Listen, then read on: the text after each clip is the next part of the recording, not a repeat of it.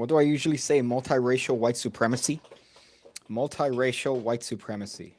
That's a good audio tester. It goes through all the. Is it iambic pentameter? Right? Is that what it is? Grown man does live stream to bring awareness to dad hats. Let's see. Does live stream to bring awareness to Ooh. Dad hats. Ooh. Sounding crispy. I like it. Sounds good. Right? I like the way that sounds. Let's not watch me at 1080 though. Let's not watch me at 1080p though. Let's not do that. Because if I do that, then why does it look? Oh, because the camera's here. Okay, usually the camera's here, but it's here. Hey guys, welcome. Welcome to a little bit of a hot live stream. I figured it's Wednesday, it's hump day, Cinco de Mayo. I like to celebrate Cinco de Mayo in uh by I don't celebrate it, honestly. It's a Mexican holiday. I'm not Mexican. I don't celebrate it. I know some Mexicans that do celebrate it, but unfortunately, I feel like it's cultural appropriation to partake in their festivities. But this is when all the white bitches come out and they go, "Oh yeah, tequila shots! Oh my god! Whoa! I can't wait to do tequila shots and then snort coke." It's a great time for everybody, especially living here in Miami, where pretty much spring break is never ending. Spring break never ends, my friends. But welcome to the live stream. Top notch, what's up? You're not here. CJG says no audio. There's fucking audio, you cunt. Let's see. Your vid today was spicy. Yeah. Wanted to talk a little bit about that one as well. The one that I also did on Monday, I believe. Wanted to talk about that, which is the purpose of these live streams typically. That a little bit more add a little bit more of that content that people crave to just my videos than just my videos. It's always nice to add a little bit of a supplementary bit to those videos. So I thought, why not? CJ, as in Carl Johnson, isn't a little redundant to reply to me to my own account, says me to myself. CJ. Anytime I see CJ, I just think of the main character from San Andreas, right? Which is, by the way, a TikTok meme. It's a TikTok meme right now where you have like the Greens. I forgot what Grove Street is. That the gang name, Grove Street, where you have the I was gonna say the Nimbus. Can I say Nimbus? The Nimbus from Grove Street trying to recruit you. Daniel says male cis, who is male cis. Of course, you spell cis with an S. So it's a C, my friend.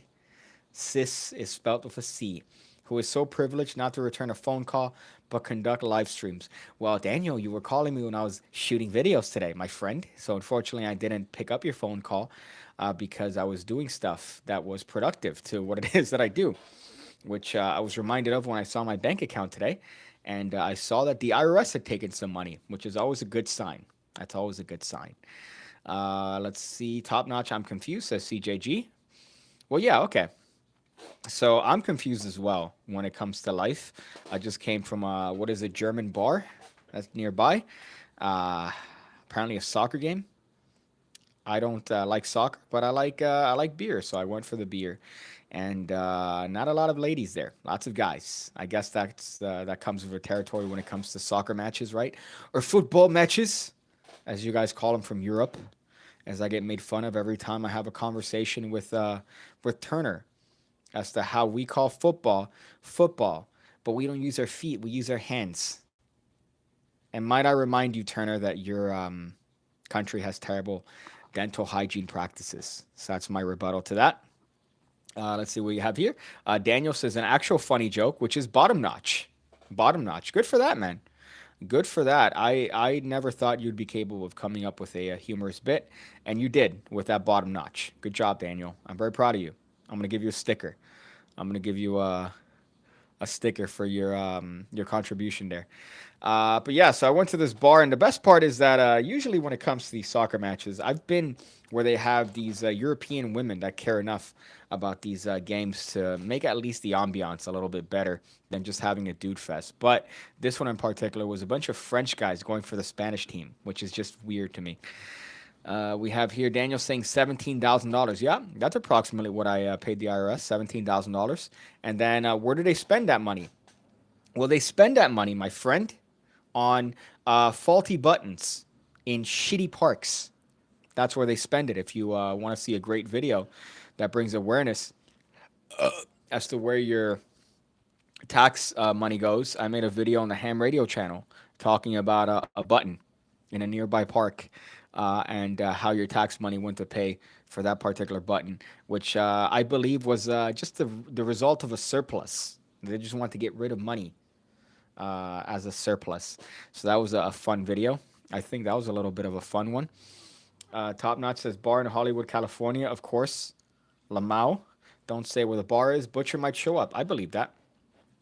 I believe that Butcher might show up. I believe that Butcher already knows, though. That's the problem. Butcher already knows. There's no way that Butcher doesn't know all the bars that are nearby. Because if Butcher knows the local bakeries, then of course Butcher's gonna know the local bars. Speaking of bars, today, the drink of choice is a Bud Light. That's the drink of choice. It's a Bud Light. Bud Light tastes great, ice cold, and it tastes like shit cold. So the threshold is not really much. It's a good middle ground beer. You're not getting a lot, right? The worst parts are when you go to bars where you buy Bud Light for $7, which is what you could pay for a 4 pack.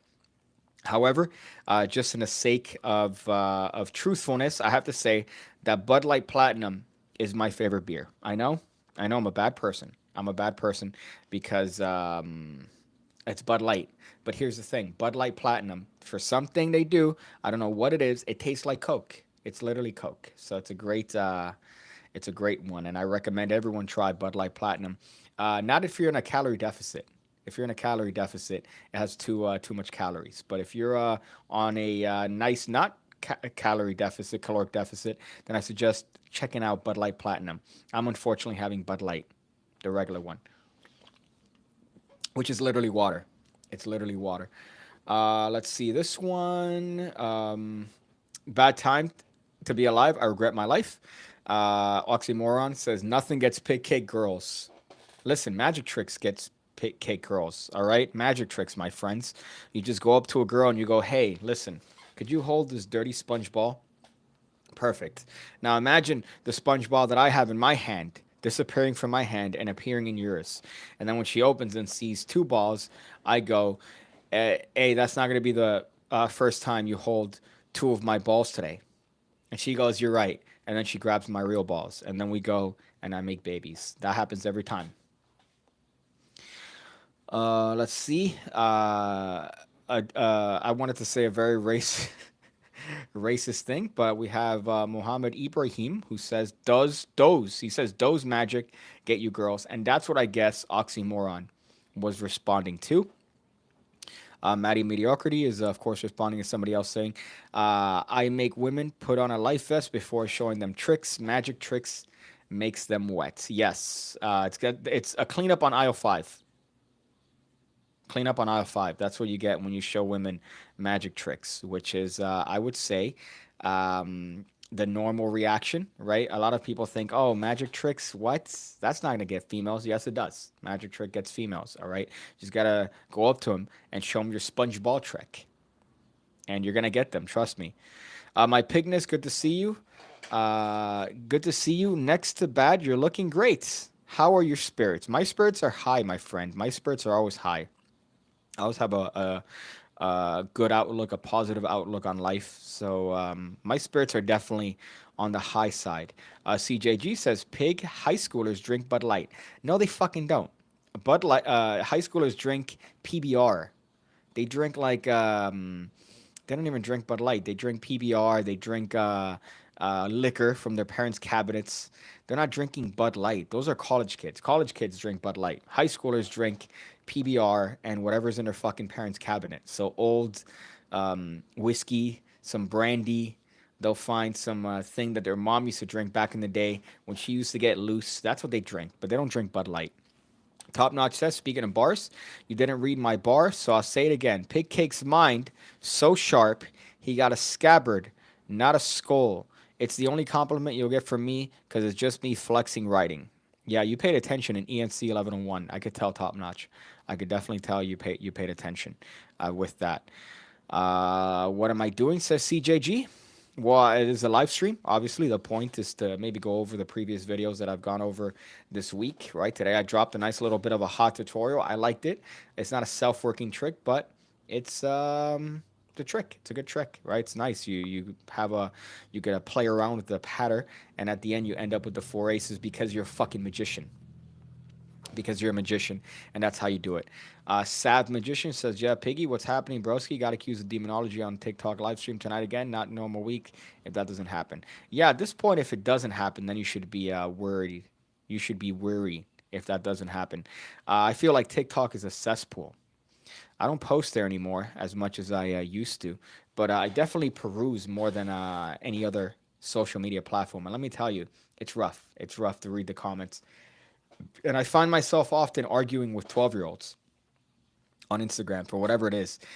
Somebody posted a picture of nails, right? So it's like a picture of a set of nails from one girl, and you see like a Toyota Corolla in the back, and then another set of nails that were larger and like kind of, gross, long nails, but there was like a nice car in the back. And the caption read something to the effect of, normal and crazy bitch. And you had all the crazy girls go, dude, they're just nails. And what did I respond? I said, well, now we have all the girls that are on the right saying they're just nails. And that one got me a lot of hate. So I got some people responding going, oh, wow, look at you being able to tell a lot about a personality based on her nails. And I go, I just did. I just did because you got really defensive. So I know you're the bitch on the right. You're the bitch on the right, my friend. I'm on the Moscow Mule this evening with a nice Budenberg ginger ale. Perfect spring drink you should try. You say spring, but there's no spring here, my friend. There's no spring. There's only summer and colder summer. And right now we're in a slightly colder summer. We're not really in spring per se. You might call it spring just by the month, but it's not spring. It's a fake spring. It's a summer. And I felt every bit of it when I was outside. As you do. I guess that's the norm here. And I was hoping to have a little bit of like a summer, nice, refreshing beer. And it seems like every fucking German place, they don't have that. They have what is charcoal. So the beer that I had today tastes like fucking shit. But that's their standard. And I asked them for a light beer. Do you accept Dogecoin as a payment? Want to donate to underprivileged YouTuber who drinks Bud Light, says Daniel Cabrera, who is on a cloud because of your Dogecoin investments. Because of your Dogecoin investments. Mind you, some people are making hundreds of thousands of dollars on Dogecoin, Daniel, and you've made dozens of dollars. And now you're up here. Now you're up here shitting on us plebeians that are making pennies on Dogecoin like retards. Because let's quote Piggy of like 4 months ago. That shit's never gonna hit like fucking. Are you kidding me? A cent, dude. It's like at a fraction, bro. Why would Dogecoin hit a cent? That's stupid. 60. I think now it was at 70 today. Absurd. Investing in 2021 is a meme. His spirits are 80 proof. Does that mean 40 APV? Does that mean 40 APV? I only get a little mucus out of the anus when performing magic for women. What am I doing wrong? I suggest Imodium if you're getting mucus out of the anus. That's definitely something that I would give to those women because that would prevent that mucus from. Actually, if you read Imodium, which I took not so long ago, it says, please refer to your doctor if, and they proceed to name all the things that happened, like all the things that you would experience when shooting Papa John's pizza out of your butthole.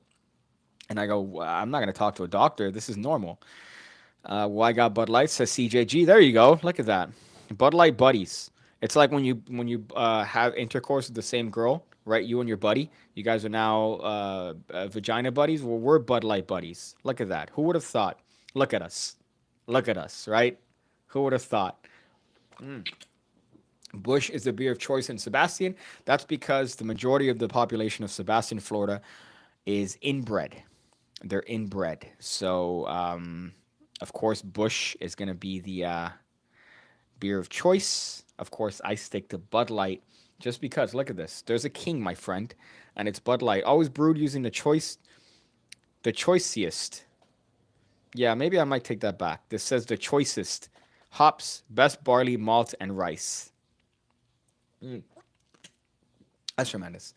Let's see this one here. Let's go through this one. I told the guy that a demon said to me, Yo, I'll get you money and bitches and anything you want. And I was like, nah, I want the power to make a card appear in my pocket. The logic is uncanny. The logic of these demon retards, these detards, is uncanny.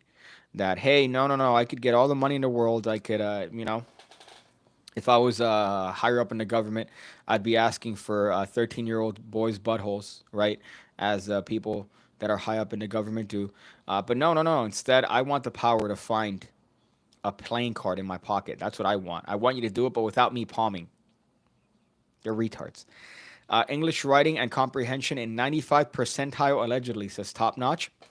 And then another account, suspiciously called Carl, says Eskimo Brothers. Yes, that is what it is. Eskimo Brothers, when you both have intercourse with the same female.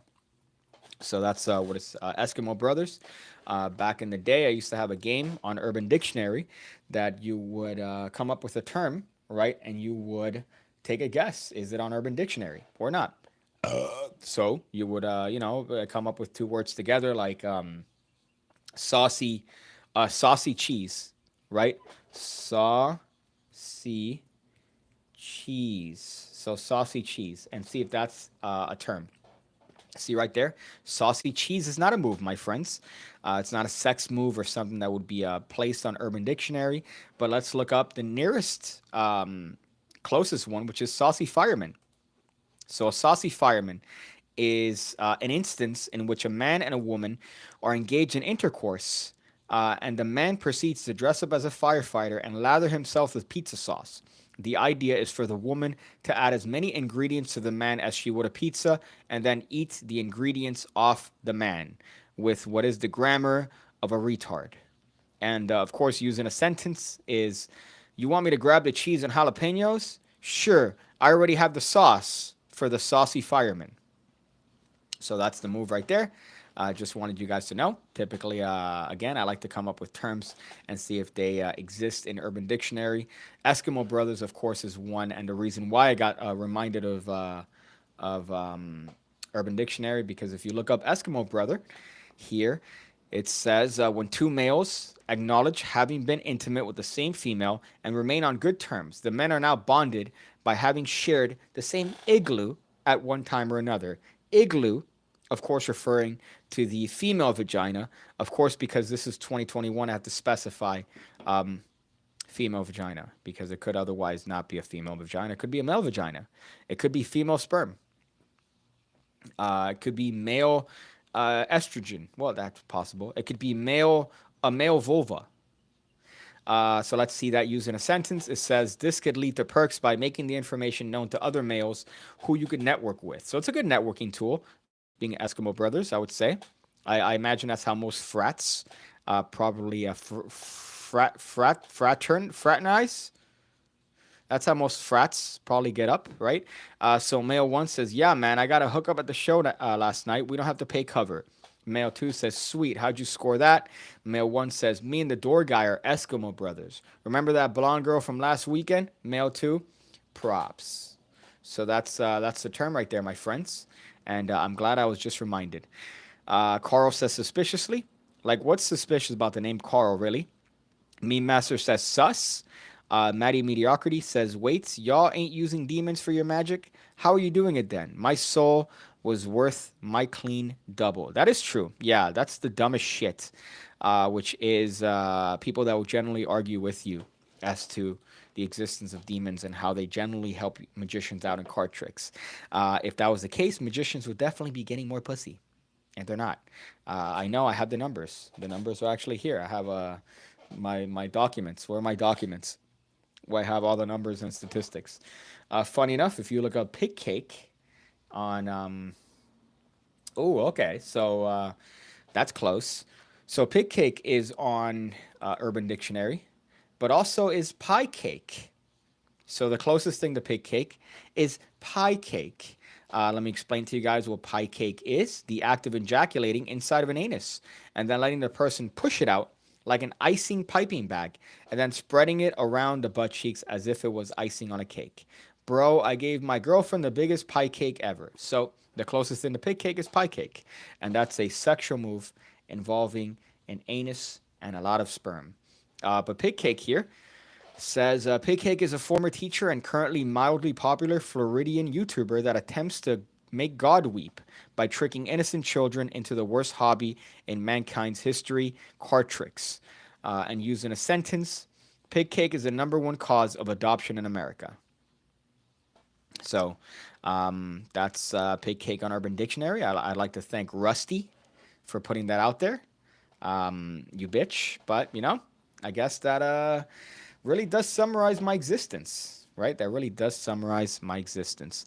Taxation is theft, which is what I'm feeling currently right now after getting my ass blasted by taxes, which actually weren't as bad as I thought, but they were still pretty bad because any tax is bad. You obviously don't have to say it out loud, but if you Urban Dictionary your real first name, there's always a funny definition for each one. I just did. I just did. I looked up pig cake and pie cake, which was my original name for the channel. It was Tojo Hannah saying gross. How many accounts do you have? So I looked up my real name, and that's what came up. And pie cake being the closest thing is an anal sexual move. So that's a thing for you to want to do with your partner. If you guys have consensual intercourse, you could definitely give her a pie cake. Alrighty, gotta go. I will see you guys soon, everybody. Somebody take my blue wrench and act suspiciously with it. I read that like I was speaking Ebonics. I apologize. But I understand. And good to have you, Top Notch. Maybe we might see you down the line on the stream in a different capacity. You know what I'm talking about? You know what I'm talking about, huh? Maybe as El Gallito Bakery. How'd you come up with pig cake? I mentioned this many times on the channel. I think in the last live stream I mentioned it as well. So you should check out that one. You should check out that previous live stream because I feel like I wanted to keep it a little bit of. I want to keep it just a little bit. I want to keep it a secret. Put it in my first stream ever, on my first live stream ever. I said what it was, and I put it on Patreon, and I put it behind a paywall. And I'm like, I'm not gonna make this public. And then I've said it many times. But CJG says I would take his wrench spelt again like Ebonics, which is tremendous. Yo, I recently started using corner shorts, and it's literally the best gimmick of all time. If you do if you do Jesus Christ aces, it makes the last ace so fair because they could shuffle the deck. Yeah, shorts are tremendous on females and on playing cards. Shorts are tremendous. Also, because of the fact that you could just, it takes seconds to implement any deck, and you have a short that the spectator could shuffle, by the way. That's one thing that's kind of cool about it. If you put a short in front of another card, you could have a spectator riffle shuffle the cards, and because of the properties of a short card, they're not going to get a card between them. So it's a very hot one. But corner shorts are interesting. Corner shorts are definitely an interesting one. The problem with them is that you are with shorts, like regular shorts, you could actually get to the point where you could just let them drop. I have a whole project, by the way, that I used to sell called Short, but it's on short cards. But this one, what you could do with short cards is you don't have to riffle up, right? So you don't have to riffle up. You could dribble to the cards. You could have it drop just by the nature of the short card. If you just relax the deck, it will drop at the short card. When it comes to the corner shorts, it's a little bit harder to deal with because you're almost having to riffle up the cards. So you're almost having to do this. So it becomes a little bit I don't want to say transparent, but your options are limited when it comes to short cards, right? Sorry, corner shorts. Your options are a little bit you're more limited than if you use a regular short. This is getting very virginy. I apologize, right? This is actually way too fucking bright. I've realized now in my infinite retardation that this is on plus 30 and it should be on plus 20. So it's a nice warm sort of and not a microwave, literally sucking my youth. But corner shorts are a little bit hard. Corner shorts are a little bit harder to deal with because you have to riffle through it, and it's a little bit more. It's a little bit easier to use the longer shorts. So I don't know if that's helping you, but yeah, it's definitely a good thing to have on any deck of playing cards. When I feel trashy and want to suffer, what do you recommend? Bin Wangs or Great Smoky playing cards? Great Smoky Mountain playing cards.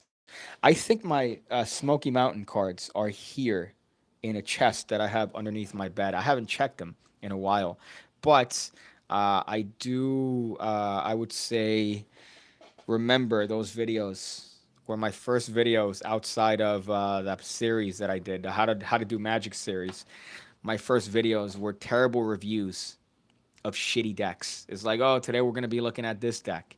Today we're going to be looking at the Smoky Mountain cards. I have to look at that Smoky Mountain deck video and want to hang myself off of a shady ceiling fan. Just the thought of me thinking that that was funny at one time or another. But man, I gotta tell you, in terms of which ones are the worst, I think the Smoky Mountain cards are way worse than the Bin Wangs. At least the Bin Wangs are like plastic, right? The Great Smoky Mountain cards feel like paper, so it feels like you could actually wipe yourself with the Smoky Mountain cards and do a good job in cleaning the residue. You know, like you clean the one of these. You know what I'm talking about? By the way, if you use toilet paper, you're fucking gross. You know how people accuse people, especially me, of being, alt right or Nazi or QAnon supporter. I am a proud hater of people that use toilet paper, baby wipes, all right, or bidet. Come on, it's time to grow up. It's not gay, all right. Use a bidet, use baby wipes. If you use toilet paper, you're smearing it. You're not cleaning it. You're smearing it. If you use baby wipes, you're actually cleaning it. It's being cleaned. And if you use a bidet, you're blasting it. You're blasting it. So it's all gone. But if you use, you're spreading it. It's like you're literally putting peanut butter on toast. So come on, grow up, guys. I'm a fascist when it comes to toilet paper. So you could accuse me of being a fascist only for toilet paper. Do you have any gimmick releases, Piggy? What percentage should you be in getting if the company is doing everything from manufacturing to marketing? That's a different one. That's a difficult one when it comes to that, because I've heard different things from different companies, right? So I've heard, I've had experience not in myself, but I've had experience in knowing people that I've worked with a lot of companies. And bottom line is, the company has to put a lot of money in that. If it's a gimmick, usually the company would be the one stomaching the cost of the gimmick. When it comes to manufacturing it, manufacturing the box or buying the boxes. So typically, you're not going to get a lot of money if you sell the idea. You're going to get a lot of money up front, but the company is going to make way more than you would ever if you sell your idea to a company. But I don't know. I've heard iffy things about certain companies. I've heard good things about certain companies. I've heard iffy about Illusionists. I've heard good about Illusionists. I've heard iffy about Penguin. I've heard bad about, or I've heard iffy about Penguin. I've heard good about Penguin. So I've heard from both sides of every company. But just know that whatever it is that you give to the company, their attempt is to make money. And if they're doing the manufacturing, the marketing, if they're doing they're using their email list, they're editing, they're buying even the smaller things like the fucking box, which people don't think about, where the product goes into. That costs money. That costs a lot of money. So they're going to take that out of whatever it is that you give them. And if you argue for percent, that's way better. But you're not going to get as high of a percent as you think. But I'm not specific with numbers when it comes to that because I've never dealt with a company to that capacity. Where I've asked for a certain percentage of things. But I mean, it depends. If you're the one editing, if you're the one doing the work in that front, then I would ask for a little bit more percent. If it's a gimmick, yeah, and it's the reason you're going to a company is because they're going to be able to essentially bankroll it, right? I just sold, but I went with a percentage instead of a buyout because they only offered 5K. That's good. That's good. Again, that's a risk because what are the chances that it doesn't hit 5K in sales? But at the same time, Maddie, if it does, then you're gonna make way more than 5K. So I would say you went the right way there. But I've heard people get 15 fucking percent. I've heard people get 20. I've heard people get 50 for certain things. But it really depends on the context. I don't think the same percentage would work for every single product that you try to pitch to a magic store or pitch to a magic company. But I mean, the benefit is number one, you get access to their email list, which is more than what you would be able to by yourself, right? And number two, you get access to the funding that the company has that you obviously wouldn't have because that's why you'd be going to a company because you wouldn't have the funds to come up with the gimmick. Unless if you did, then fuck it. Hungry and Hungover says Pigcake Penguin Live would break the internet. You know, I don't know. I don't know if it would. I don't think I'm that well known in the general Magic community, and they would just see me as the another YouTuber guy. I already see the reviews of this guy's so pretentious and he's not funny, and it takes a while for him to get to the fucking tricks. Come on, just get to it already. I already see that way ahead, but I'd love to do it just for the sake of doing it. You know, why not? Because it'd be an interesting little, I don't want to say experiment, but it'd be interesting to see what the general Magic populace has to say about your boy Piggy. The analogy I like using is that if you got poop on your hands, you wouldn't just use paper to wipe it off. Thank you, Ebo Kareem. Yes, you wouldn't just use paper, right? You'd wash it off with either water or a wipe or something that doesn't just smear it, like if it was peanut butter. Gross. I'm a toilet paper fascist, and I'm glad to put that. I need to put a shirt that says I'm a toilet paper fascist. If it's Illusionist, Brad Christian giving Piggy the eye line is good enough. Yeah, yeah. If I'm working with Illusionist, all I'm asking for is Brad Christian just to give me a little bit of a, a little bit of a, one of these. You know what I'm talking about? One of these. One of those. Brad Christian to give me one of these. One of these fuffus, a little bit of mashing. A little bit of this. A little bit of this. Right? I don't want to touch it because then it makes noise. I also hate this fucking chair, and I feel like it's making way too much noise. So this is what I'm going to do. I'm going to do this. All right? I'm going to do that, and I think that's a better aesthetic, right? This is what you'd be looking at if you were my penis. So that's the aesthetic that I'm going to have here. Piggy, what are your favorite fountains? Says Carol. Oh, my God. That was not even a fucking sentence.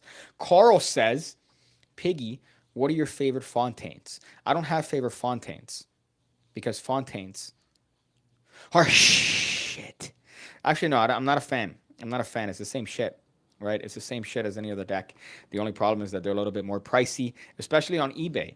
I'm actually considering selling my prototypes of Gentleman Wake's deck because I've realized I could probably sell them for $300.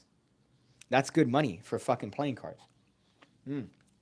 He sent me the prototype forever ago for his previous deck, and I figured, why not? I'm sure somebody would cop this shit, the prototype, limited edition prototype, like one of maybe 10 printed. I'm sure people would fucking buy these. Look at this, right? Prototype, right there. Prototype of the Tempest deck in what I would say is a very good condition. There are no crimps, there's no bends, there's no folds. They are used because I opened them. But again, I think that limited edition is going to be enough for retards to be like, I want to buy them. But right there. I feel like I should definitely sell that because I didn't realize there's a huge market in playing cards. People would buy these fucking cards for an absurd amount of money, a ridiculous amount of capital, and again, they're fucking cards. These are the ones that Penguin Magic, by the way, sent out. Ace Invaders. These are the ones that they gave me for my previous video. And I don't like the box. The box looked like something that you would find in a tourist store, to be honest. But I dig the cards. I dig the cards. Typically, as I mentioned in the video, I don't like cards with borders. I like my cards like I like my country, right, with borders. And these don't have borders, but they're cool. They're cool. They have a Space Invader vibe. I thought I was going to get annoyed at them, but no, they're actually pretty good. They're actually pretty good. So they sent these puppies out. Look at that. They look cool when you spread them. And you could show all the ladies that you've never seen what they look like without pants. What's your favorite gimmick? Thumb tip, my friend. Thumb tip is my favorite gimmick. Why? Because they don't see it. They don't fucking see it, right? Now, the problem with the thumb tip, right, is here's the thing. Could you imagine getting fucking caught with a thumb tip? That's it. It's over. Kill yourself. Because there's one thing that they can't see it. These are actually not this is a delight. Oh, no, it's not a delight. This is actually a wick thumb tip. Right, so there's a wicking thumb tip here. But could you imagine the virginity? By the way, do you guys hear this? If I sit down, because I realize how annoying it is to stand up. I don't know if you could hear this. Let's see. You know what? I'm going to do it, and then I'm going to see if I could hear it myself, because I don't fucking trust you guys. Okay, so I'm going to do this and see if I could hear it. Let's see. You know what? I'm going to do it, and then I'm going to see if I could. Let's see. Okay? I can trust you guys. Okay, so I'm going to do this and see if I can hear it. It's not a lot. It's not bad. Okay, I thought it was way worse. Never mind. But yeah, but thumb tips are great because they don't see it. So any gimmick that they don't see, I would say is one that I wouldn't mind necessarily using or bringing with me, and it's definitely worthwhile. But here's a problem: if they catch you with it, it's done. This is worse than having cards in a card clip with your fucking name on it and taking it out in front of them. If they catch you, and imagine for some reason you reach into your pocket and you pull out, I don't know, change or something, and they fucking see a thumb tip fly out, that's the worst. That's the I rather French kiss my dad than ever have that happen to me. I rather make out with my father than let that ever happen. Thoughts on Big Trick Energy? I haven't seen it yet. Does that make me a bad person? I haven't seen it yet. I don't like watching TV, man. I'm not a fan of watching TV. Same thing. Anytime somebody asks me about video games, like I'm not a huge fan of playing games. Does that sound a little bit like obnoxious? But I don't watch TV, so I mean I watch Big Trick Energy. I watch it, but I just haven't gone around to it. Let's see. Gotta go eat and ready to earn my paper. Says SH Magic Trick Tutorials. What's poppin', Mr. Cake? What's poopin'? Says Boulder Guy. I guess we're talking about poop earlier, so that makes sense. I have a stack of paper with the letter F on them and in an ugly color. Says Boulder Guy. What does that mean? What does that mean? I don't get that. Fuck. By the way, there's audio clearly. I see it. I see the levels and I hear it. What does that mean? You ass. Like a Mexican train wreck, says Maddie Mediocrity. Piggy started Virgin to stream up some more, but I've been researching plots of card magic for a series of vids. Do you have any recommendations for thought of cards across but gimmickless? Yeah, there are two that come to mind. One is Ricky J doing cards across. He has a tremendous one that I think is gimmickless that he did on TV years and years ago. Ricky J. Let me see if I can find his cards. Cross. I'm sure I spelt that like a troglodyte, but that's fine. Ricky J. Cards Across. Yeah, this is a thought of Cards Across. I'm going to copy the link and put it here. This is one. And then another one that comes to mind is Paul Harris has one on his True Astonishments. I think that's great. And James Brown, if I recall correctly, has one called Brainless Travelers, I think. That's another great one that are very simple. So James Brown has one. Paul Harris has one in his True Astonishments box. And that one is one. That one he doesn't show you, but you could kind of figure out by watching it what he's doing. And those are just a couple. But those are thought of cards, and those are gimmickless. I think Jay Sankey has one called Astral Projection. That's gimmicked, right? But that one's fucking great. I'm trying to remember. I mean, really, what you're doing is a packet switch. I mean, it's not really that terrible if you do a packet change, right? So technically, let's get virginy. Let's get a little bit virginy here. Okay, so I'm gonna take this off of this. I'm gonna take this off of this. It's gonna sound like poop for 2 seconds, but mind it, right?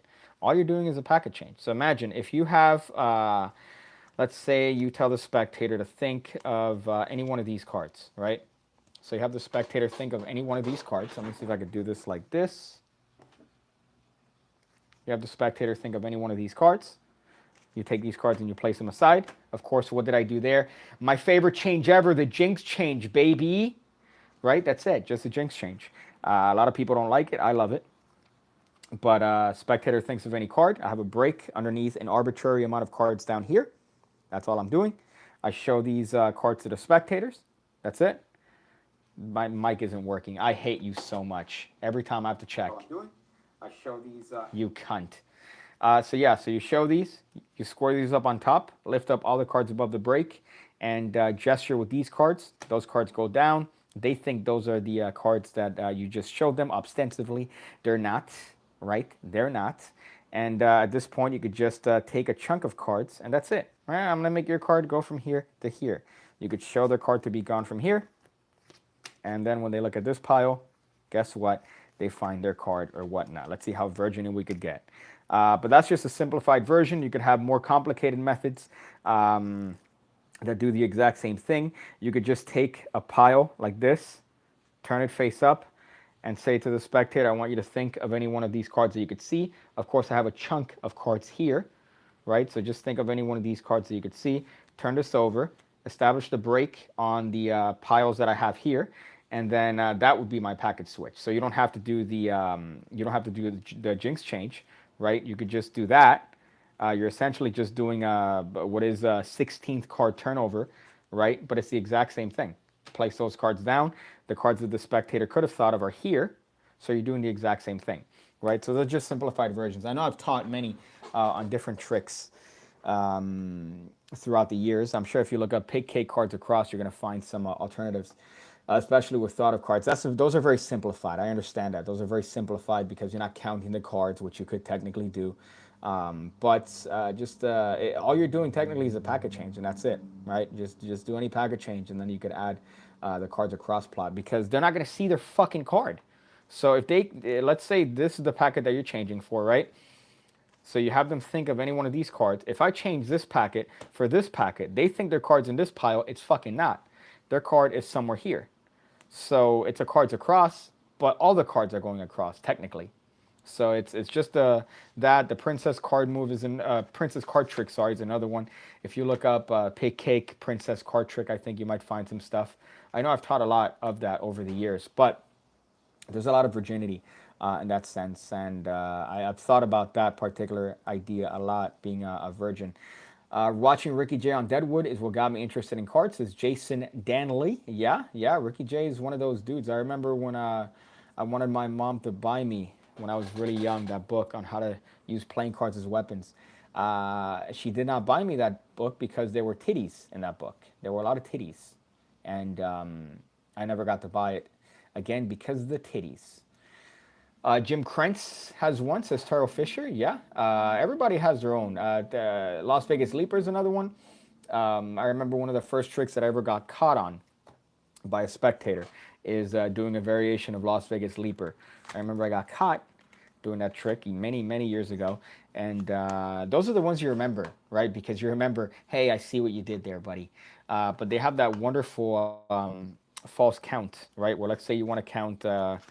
or 5, 6, 7, 8, 9, 10. Let's say you want to count 10 cards as 13, right? You have this wonderful little subtlety where they count 1, 2, 3, 4, 5, 6, 7, 8, 9, 10. They see that face down card, assume that's it, but really there are 13 cards in here, right? Or there could be as many cards as you want.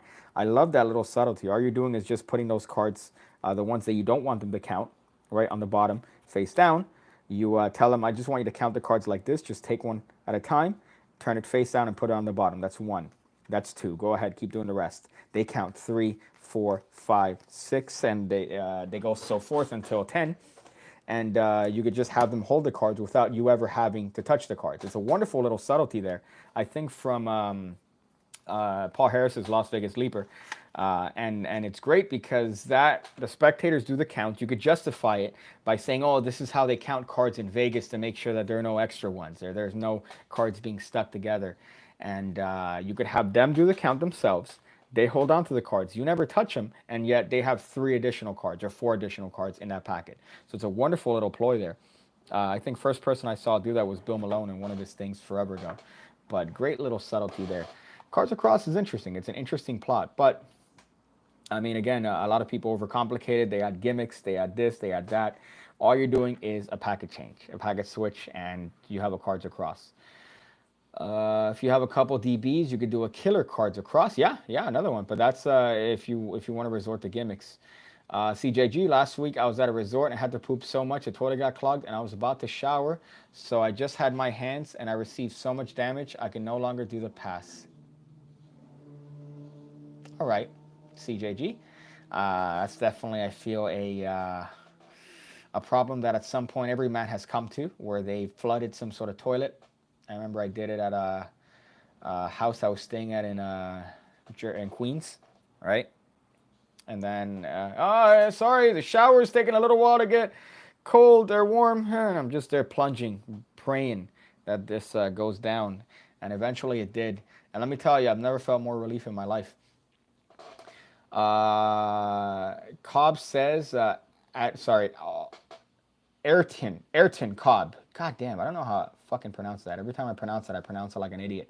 Forgot to mention the cringy pattern. Yeah, you definitely need the cringy pattern because you need to tell the spectator, watch, look, all right, so my shadow is going to make that card go from this packet to this packet. Just look at my shadow. Watch the shadow. And you go, I know it's not the shadow, you fuck. I know it's not the shadow. Lawrence James Carter says, I like it for the virginity, bro. Yeah, the virginity is always fun to get back to, but you need to. I need to balance the virginity with instances of regular life. You know, like talking about beer or I don't know, referring to something that went on in life outside of card tricks. Titties in a magic book. Damn, man, I never thought I'd hear that in my life. Yeah, titties in a magic book. If you look up how to throw cards or how to use cards as weapons by Ricky Jay, they have titties, and that was not a good thing to try to convince your mother when you were learning magic that you wanted that book. You're gonna get that book so you could play pinga, right? That was the thing that I had to deal with as a youth, which is I can never go over to friends' house, like my friends' house, because my mom thought that we were all at some point going to take out our penises and play quote unquote pinga. Pinga, of course, is I would say Cuban vulgar for dick, and she thought what we were going to do is when all the adults leave, that we put up porn and we all circle jerk, literally. So she's like, no, you guys are just going to do that there. Tell them to come here and they would still not be allowed to come to me. It was a weird upbringing, but she thought that we would be all watching porn simultaneously, which was a fun upbringing. Palm three more cards after Vegas Leaper, and you'll knock them dead with another ending.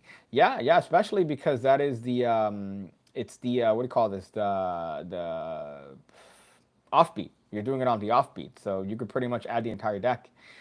What's the other one? There's one that I just read right here. Paul Harris' patter and his deadpan tone is both unfunny and funny. Yeah, somebody recently, I know Brian probably put it on the Discord when he's not too busy at an Antifa rally. He put a YouTube channel with like a bunch of, I guess this guy pirated and uploaded a bunch of these things. And one of the ones that I saw, I was looking at the YouTube channel, like an asshole. And there was an old Paul Harris close up Stars of Magic or whatnot that the guy uploaded, and I was watching it and remembering that Paul Harris is a funny motherfucker. But the guy's so cheesy. I forgot how cheesy he was in the old VHS and the old tapes, but the guy's fucking hysterical. When he's there with Mr. Hands and then he's talking to the audience, and it's like there's like a sexual tension. At some point he goes, hey, could you do me a favor? We'll talk about that later. For now, just hold the cards. You know, it's just little things like that that killed me when he was doing just simple tricks. If you look at his act in the Stars of Magic series, it's so funny. He does the what do you call this? The invisible palm aces, which just reminded me that I need to write down a note. This is my virginity, by the way. I was coming up with ideas the other day for invisible palm aces. That's when you know that your life has gone in a downward spiral. When you're there going, no, it's better to do it this way because this way I could do this. So I need to write it down because if I don't write it down, I forget it. If you're Matt King, you could just put an invisibility cloak and touch the spectator inappropriately. Yeah, I feel like Matt King has the swag that he could pretty much bring a woman up on stage and knock her up and get away with it, and she'd be leaving him a good review. Outside of card tricks, Colby Covington versus Kamaru is unofficially next. And legend Diego Sanchez just got released because his manager trainer is literally insane and ruined his career in one meeting. Who's the guy that was super jacked? Is it Diego Sanchez that was super jacked that tried to copy Masvidal and do the world's worst flying knee? Was it Diego Sanchez? I forgot who it was. It might have been another Diego. But I remember another guy. It might have been Paul Acosta too. That he put his hands behind his back and tried to do the same Masvidal thing. But he didn't. He didn't get away with it.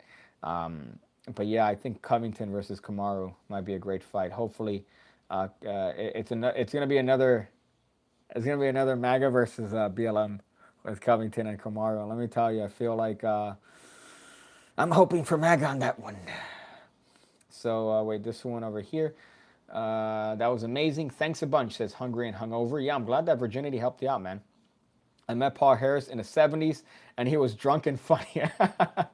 I believe that, man. The only stories I hear about Paul Harris now is that the guy's fucked up, always. And what else? That he's like fucked up, in some capacity. And you know, he's a smart guy. He's a smart guy when it comes to his thought process. But don't get me wrong, he's come out with some pretty dooky stuff over the years. Like if you look at a lot of the Paul Harris Presents tricks, right?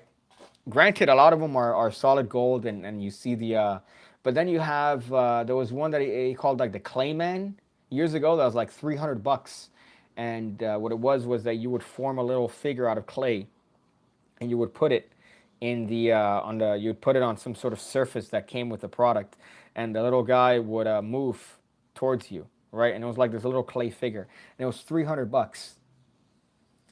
That was a little bit of a dud, I would say. But then he has Twilight Angels, for example, which is a complete winner, where you have a mirror, and you manage to use that mirror to make one of the angels on a back of a bicycle deck move from one side to the other. Beautiful trick like that.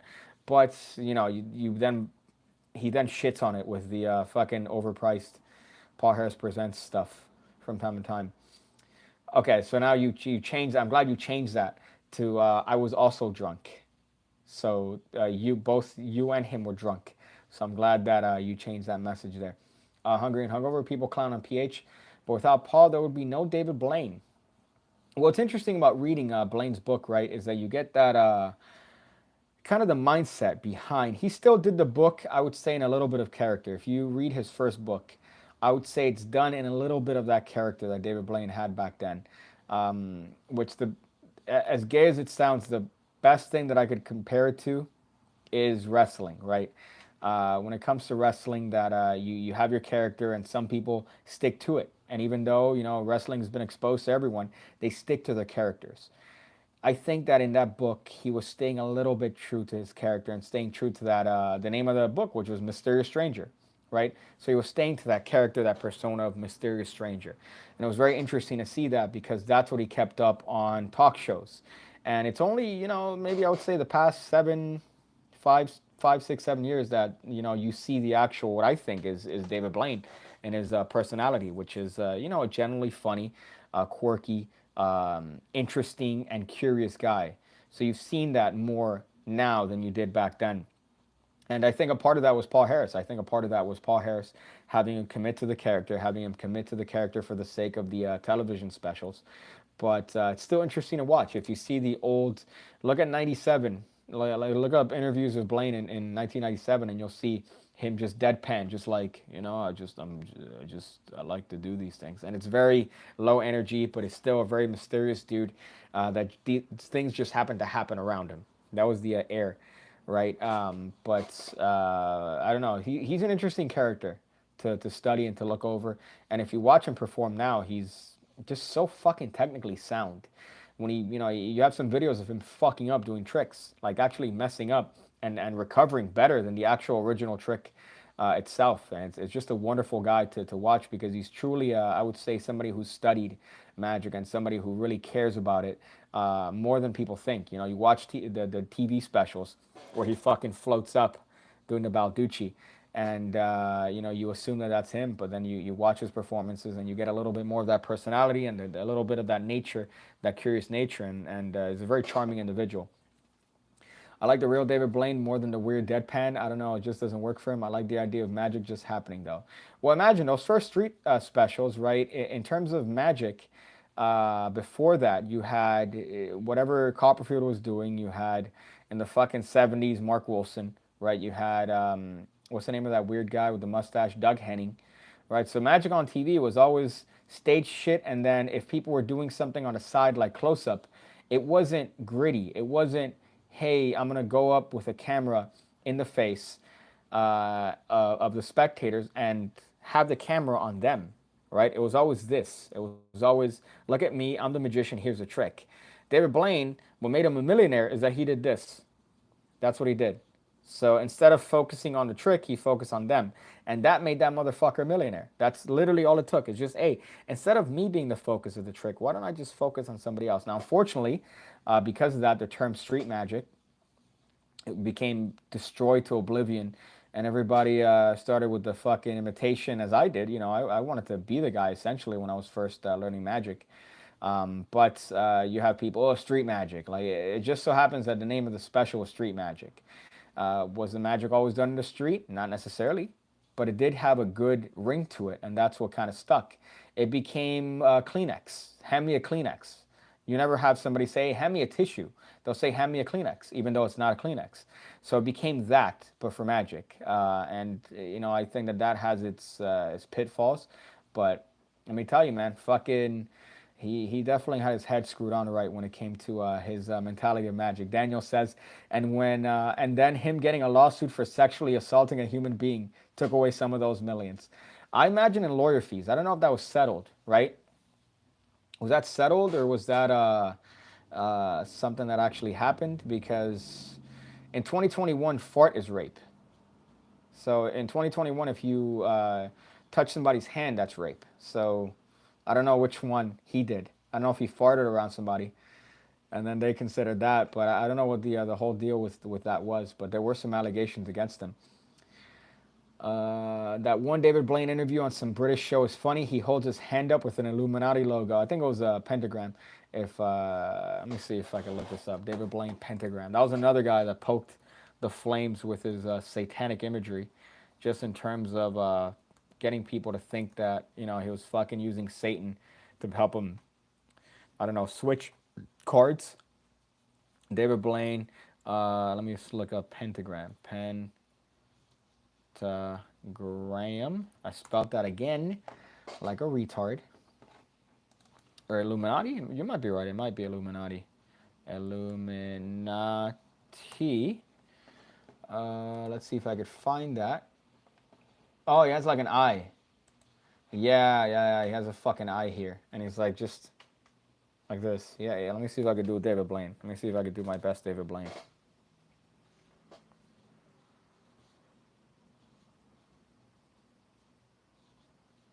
You gotta pretend like you're on Xanax and antidepressants at the same time.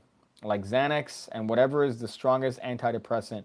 And what's that other one? I always get it mixed up. It's like a purple pill. I was gonna say copium.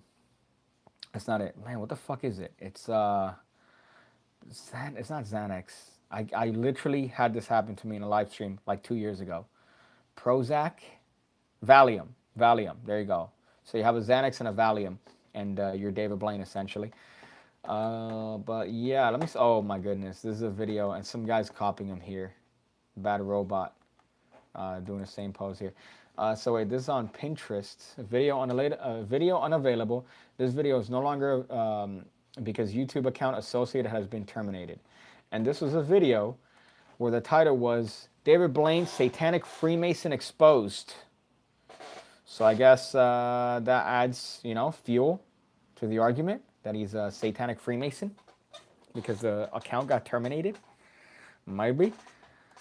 Let's see. Yeah, he farted with his penis. Look it up, man. Fart porn. I mean, not fart porn. Sorry, fart rape. People have been accused for something as menial as farting around somebody, or saying the word cunt. Is there a video of Blaine ripping off the head of a chicken and it scared the shit out of the lady? She went off screaming. Yeah, but that's cheating. He was doing magic in the hood, Like if you're doing card tricks in the hood, you're pretty much setting yourself up for having the best reactions of anybody else. For me, street magic should almost resemble a Leonard Green performance. That super sloppy style mixed with the fact that you're a super random bozo that makes it feel like you suck until you just suddenly don't. Well, what scares me about the idea of street magic is obviously David Blaine had a purpose, right? So he's going around with a camera, recording himself doing tricks. What scares me in terms of cringe is the amount of people that did that without the camera. And just reading the fucking, reading the Penguin Magic forums from back in the day, you would have people, hey, how can I approach a group of people on the street and randomly show them tricks? What can I say to them? And it's like, well, are you busting? Like, what are you doing? Like, I don't understand. Are you filming something? Because imagine if you just go up to somebody randomly without any sort of camera or just on your own and going, hey, can I show you something? And copying David Blaine's deadpan style. People have done that. And just the thought, look at that. The thought alone is making my hand tremble out of anger. This is how we know, by the way, the drug addicts in the chat. When I forget to name, or forget the name of a drug, and we have Hungry and Hungover saying codeine. Then we have Boulder Guy going Flocka. Let's look up Flocka. Let's look up Flocka on UrbanDictionary.com and see what we get, my friend. Flocka. Let's see. Flocka. This is how I know that you're into something. Flocka. For some reason, is Flocka even a thing here? Flaccid is coming up. Flocka's not here, my friend. Flocka is not here. Maybe let me see it with one C. Flocka. We have flaccid, flava, flack. No, there's no flocka. Flocko, right? No. Flocka with a K? Let's try flocka with a K. Let's add that a little bit of ebonics. Flocka, nope. Still with one K. Okay, there's faca. Let me see flocka with one K. Obviously, it means skinny in Spanish, right? But no, on Urban Dictionary, there's no flaca, my friend. It just says flaca, which is skinny bitch. Flaca is a girl who's beautiful from the inside and out. You could tell that some dumb bitch whose nickname is Flaca wrote that for herself in 2010. Isn't Flaca like the African plant drug, or is that cat? Yeah, you guys know way too many of these weird hood drugs. That's fucking, I don't know. I'm kind of suspicious as to the knowledge here of the Pigcake cunt community. Busking sucks. Well, if you look at, I mean, my favorite buskers are all fucking dead, right? Apart from Jeff Sheridan. But you had Jim Cellini. If you look up his old videos, fuck, that guy was killing it. Jim Cellini was great. I think he had a set of videotapes from years ago. I never got them, but I remember seeing them. I don't remember where I saw them. But those, from the little that I saw, I remember had a little bit of an impact. He was talking about a torn and restored rope, but he would grab a rope and wrap it around a cord and then throw it over a power line. And then, I don't understand how he would do this, but I remember him describing that he would cut the thing. So he would bring the thing and cut it and make this grand show of this torn and restored rope. But busking, yeah, I have to imagine it's one of the hardest forms of performing, because you're in it, and whether you have 2 people or 300 people there. Gazzo, sorry, Gazzo is another one. I can't believe I missed him, but he's another fucking crazy busker. But I still cringe. Not cringe out of cringe, because the guy was truly a very talented performer. But I remember, I've mentioned this before. The only time I've ever been to New Orleans, right? We're going around this weird square with a bunch of fucking, it wasn't performers. There was only one guy performing, but it was like a weird square in front of a church. And this dude was, this guy was doing a very technically skilled. I was watching him from across the street, because I think we're sitting down at a restaurant. And I was watching him from across the street do tricks for no one. He was doing what I have to consider as one of the most technically sound piece of fucking like magic that I've ever seen, for no one. He had a drumstick and a fucking sponge ball, and then he beautifully made it vanish, and then it appeared in his mouth, and then at some point I remember the fucking thing disappeared, so that he made the drumstick disappear, and that appeared in his mouth, and then a sponge ball appeared in his hand, and I remember seeing him do it so clean. How the fuck? I'm just watching this guy from across the street do it for no one. He was there, stood up on a platform, just doing it for no one, being as technically sound as somebody could be. Then he takes out the drumstick, and I'm like, this guy's ridiculous. I can't believe this guy's doing this like this for absolutely no one. But I think they have a saying when it comes to that if nobody shows up, then consider it a dress rehearsal. So I guess he had a dress rehearsal for no one. But that was the craziest shit. The only other time I've ever seen buskers was in Key West. They have that famous square, I guess, where you have a bunch of performers, and this guy was juggling chainsaws, and I lost my shit, because I've never seen that up close. I've never seen ridiculous. Technically good doesn't mean entertaining. Well, it was. I would say it was entertaining. But the problem was that I think when it comes to busking, I've never done it, so I can't. I'm only speaking out of my asshole. But the thing about busking is that you can't just be technically sound. You also have to learn how to get a crowd, right? So you have to build that crowd. And the point is not to, show skill, but to be able to have that personality where you're getting a crowd and you have a bunch of people, because crowds build, it's like wealth builds wealth, right? You have to make money in order to make money. You have to have money to make money. So when it comes to that, you have to have a crowd in order to build a crowd. So the bigger the crowd that you have, the more likely that somebody's going to stop and actually wonder what's going on and actually stay there enough to be able to tip you and to give you money. So you want to make sure that you at least have an audience before you start doing anything. And a lot of people, I guess this guy who I saw was just, practicing or doing his stuff, doing a very technically skilled, what was an entertaining routine to me, but he lacked that very crucial component, which is bringing in people, bringing in an audience, having people interested. Hey, you $100 if I could guess your card or something, or all these techniques that people do when it comes to these trade shows, which I imagine work on the street when busking. But man, it's a rough line of work. Did Gregory Wilson do some busking with his magic? I'm not sure. I know he has a couple tapes. You have on the spots, which is a must for any magician. On the spot back in the day where he used to do just tricks for like drunks at a bar. He has a set with LNL Publishing, which was great. He was doing stuff, in restaurants on the street. If you ever go to Vegas, just walk the strip at night. Magicians that busk are crazy good.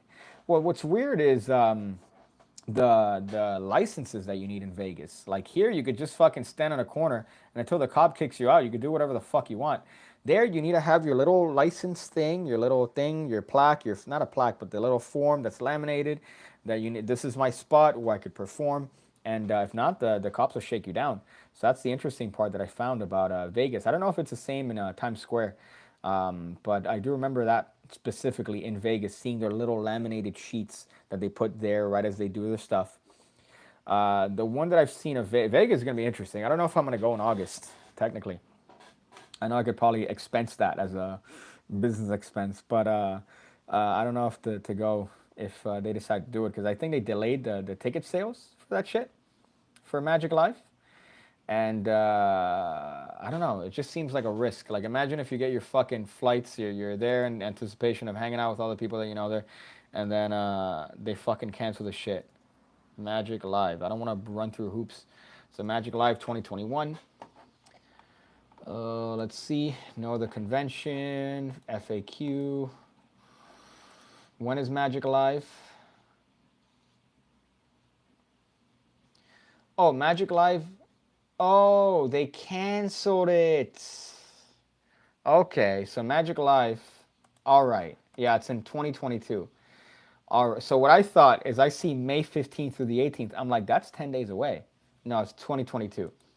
So this is how, by the way, you turn a negative into a positive. These guys are like, wait, isn't Magic Live usually in August? Yes, but we had an opportunity to move from the summer to spring of next year, and we took it.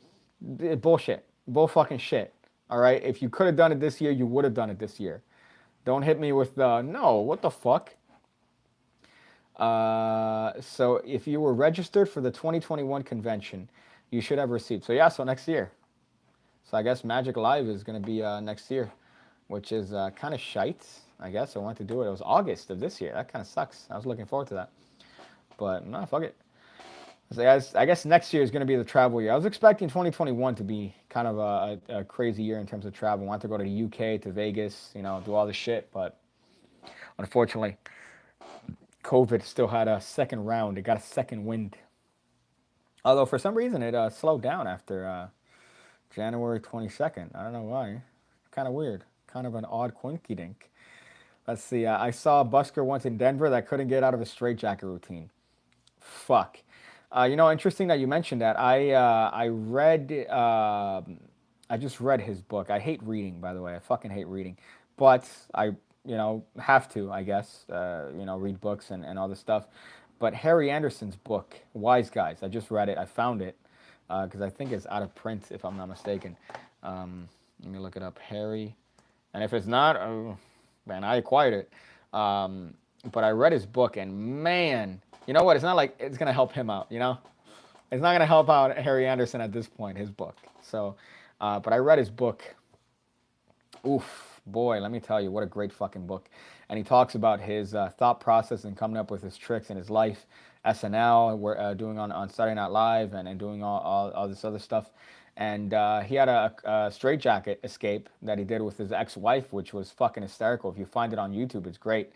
And I don't know, it just reminded me of that. Hey, Piggy, let me know if you need money. I hope you get more money. Thank you, Daniel. Yeah, thank you for that. I appreciate that. Now that you're in your Dogecoin chair, that you've made exclusively out of Dogecoins that you've probably bought because you got caught in a scheme where somebody said, no, you could buy this physical Dogecoin, and you made a chair out of it. I'm glad that you're out here spreading the wealth. Don't worry, you will still travel for E this year. Maybe. We'll see. I don't know what you're talking about, but maybe. Facebook page says Magic Live is still on. Well, according to the main website for Magic Live, it says, and I quote, Magic Live has been pushed to May 15th to the 18th of 2022. And here, isn't Magic Live usually in August? Yes, but we had an opportunity to move from the summer to spring next year, and we took it. By the way, mid-May temperature in Vegas is 78. It's a beautiful time to be in the entertainment capital of the world. When does registration open? It opens May 18th, 2021. Yeah, so unfortunately they decided to go, nope.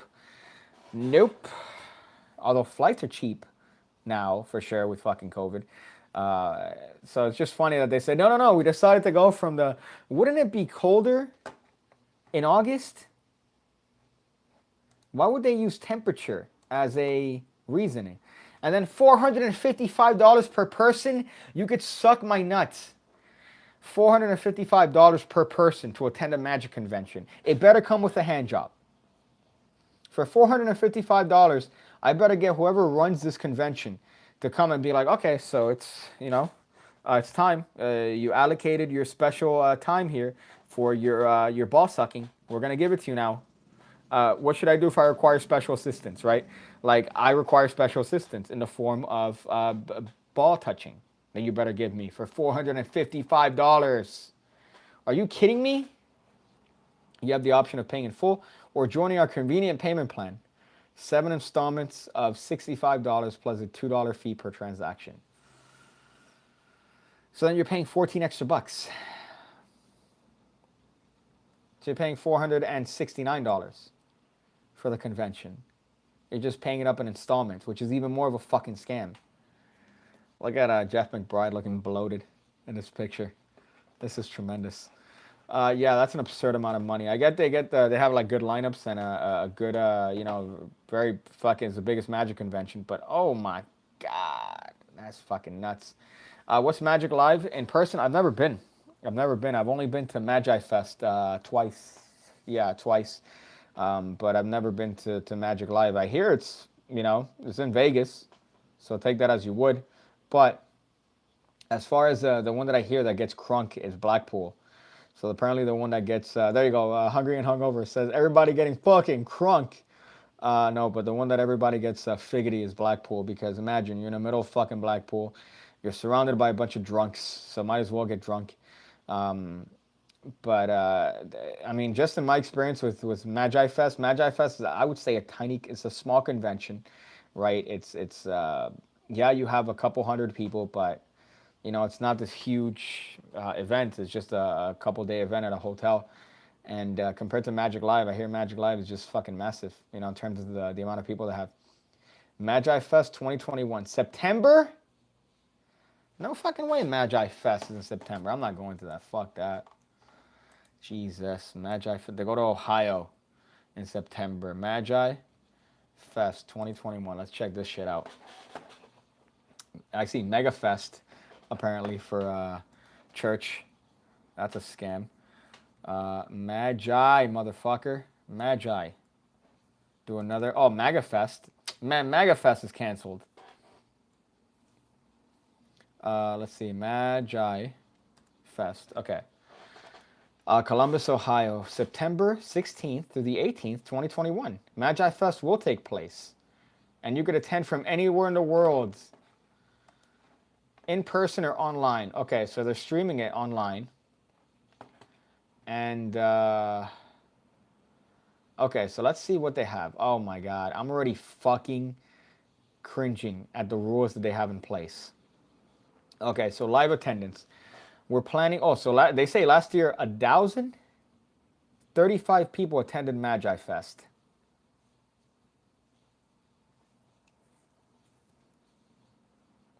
Uh, I don't know about that.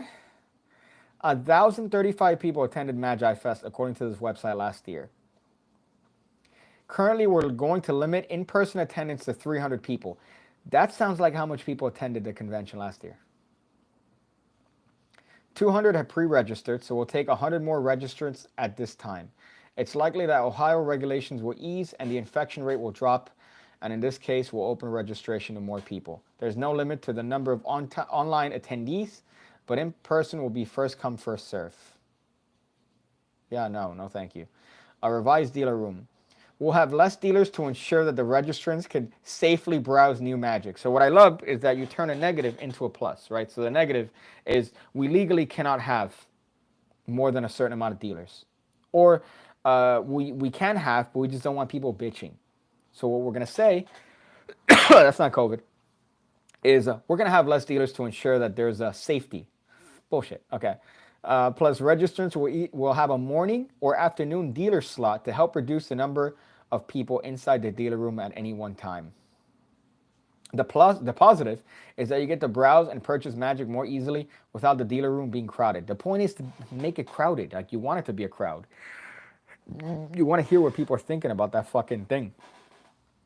Regular reviews of these plans. Here's the truth. Nobody knows what tomorrow will bring. We're hopeful and confident that safer times are ahead. But in the event of a surge or outbreak, we'll calmly and smoothly transition into an online-only model where registrants will still enjoy all the events we have planned from the comfort of home. I also love that, by the way, the Magic convention that they've turned. They're like, no. Online is where you do it, my friends. Online is the benefit. You don't want to do it in person. You could attend this convention from your own home. It's like, that's not the point. The point is to go there and network, not to fucking do it online. It's bullshit. So they're trying to turn it into this big feature.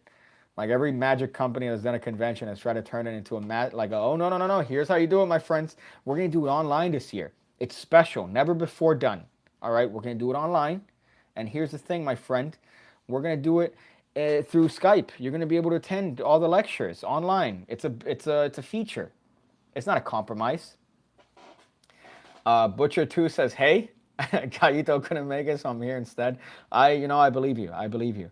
$1 million idea. You heard it here first. Go to the AVN Awards in Vegas and get adult actress to react to magic. I'd do it, but I have less than 100 subs and no money to travel. That's fucking great. Well, I mean, I can imagine the cringe that would be, right? To go up to somebody that's, I guess, the adult actresses and be like, no, I don't want a picture. I want to show you a trick. I forgot who showed, was it Ramsey that showed Ric Flair a trick at a signing? I think that's what it was. I think it might have been Ramsey that showed Ric Flair like a card trick in a signing, and I was cringing the entire way because I'm like, ugh. First of all, Ric Flair's probably hammered, and second of all, he's not he's not gonna care about it. It's not you're not even gonna get a good reaction. It's not gonna come off as well. So I imagine if I do a card trick to a porn actress, it's gonna seem as cringy more than anything. I should ask her. Right, I should definitely. I'll go there and I'll ask her. I think it'll be better to ask her. Hey, what do you think of magicians? Just as a porn star, do you think magicians have a chance with you? Like do it that way. I think that would be a more interesting thing than a card trick. I can't believe Magi Fest is still slated for this year, though. The audacity, by the way. Oh, okay. See, now I'm glad. I'm glad that. Thank you, Butcher. Thank you for that confirmation, man. Motherfucker, god damn it. Hey man, I love your stuff, says GFI. I love your stuff, GFI. Hannah says it was Jabrizi. There's no way. Okay, I think it was Ramsey that did it for Ric Flair. Let's see, Jabrizi, Ric Flair. Jabrizi pranks Kevin Hart. Just that alone makes me want to hang myself. Let me look up Ramsey, Ric Flair. I remember him doing it on like a thing. I don't know if it was. I'm getting my magicians mixed up. Yeah, Ric Flair Comic Con. It was in an e-log from when Ramsey worked for Illusionist all the way in 2016. That's what it was. Look at how long ago that was, bro. That's what I'm remembering. Let's see. I'm so friggin' tired of staring at shitty magicians across the screen. Magic is one of those few arts that simply don't work on camera. Watching it in person is a totally different thing. Yeah, man, it's a bunch of compromise, unfortunately, right? It's unfortunately a compromise. Now, the problem with that is that you have to do it. Like, there's no other way to survive if you're a magician and you are trying to keep performances up. But at the same time, it just seems disingenuous if you're a magic company and you're saying, "Oh, this is great. This is a feature that we have that you could do it anytime. You could fucking do it anywhere. You could fucking just, it's a convention you could attend from a fucking coffee shop from your house." It's like, motherfucker, like you're doing this because you're still trying to make money on the convention. You're still trying to capitalize on a name. You don't want to lose interest in it, right? You don't want people to forget about it, especially with competition, and you're just trying to get money. That's what it is. Like, honestly, so it just seems like they're trying to make it a feature, but I know it's a compromise. Magic Fest Costa Rica. We fuck off at the beach all day and night. We could walk around riffling cards. No kids would attend. I'm willing to bet, and again, this is just what's the word? Conjecture, speculation. Magi Fest. They said that 1,035 people attended the last convention, right? I'm willing to bet that maybe they had 300 people that actually registered, and the rest were parents and the people that were selling stuff and the associates of them. But I don't think 1,035 people. There's no fucking way. I don't know. I don't remember seeing that many people. Max, maybe like 400. Daniel, if you're still around, I mean, how many fucking people did you see there? Not 1,035. I would say, fucking 400, maybe max 500. Butcher 2 says handle of gold slick. I have no idea what a gold slick is, my friend. Is that a type of liquor? I don't know. I don't know if that's is that a new oh, I almost died there. Is that a new form of cryptocurrency on the blockchain? Is that what another one? What's this one? There's no way there's even 1,000 magicians alive. Like, yeah, you're right. There's nowhere there's a 1,000 magicians alive that are willing to say, yeah, I'm a magician and I'm going to fucking Magi Fest in Ohio. Dude, that flight, I can't tell you how fucked that flight made me. Just in terms of the size of the plane, like the claustrophobia, the fact that there were 14 people on board. So even if the plane crashed, it's not like anybody would miss them. They're going to Ohio, right?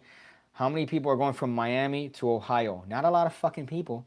And that's what that flight was. And the flight back was a dream. The flight back, there was no turbulence. It went to Washington, D.C., and from Washington, D.C. to Miami, and it was a beautiful flight. It was just no turbulence, nothing. Smooth. I was happy the entire way. But that flight from Miami to Ohio in that fucking stupid, whatever that gate was, the gate was the last one in Miami International Airport. You have to walk all the way to the end, the last terminal, and that's where that plane was.